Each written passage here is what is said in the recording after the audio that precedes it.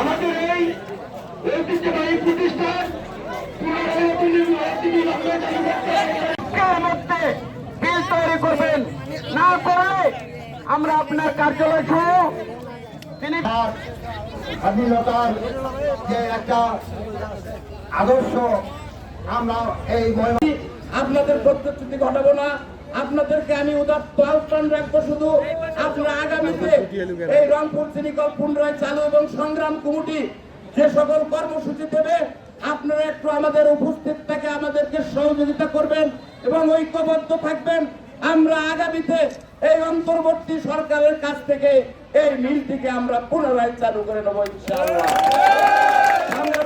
ছাত্র জনতার এই উত্তম সমাবেশে আমি এই অন্তর্বর্তীকালীন সরকারের কাছে আহ্বান জানাই।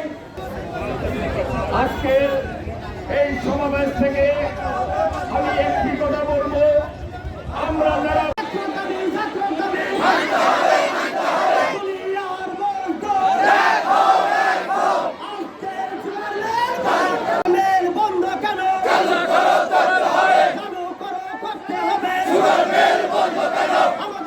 আমাদের দাবি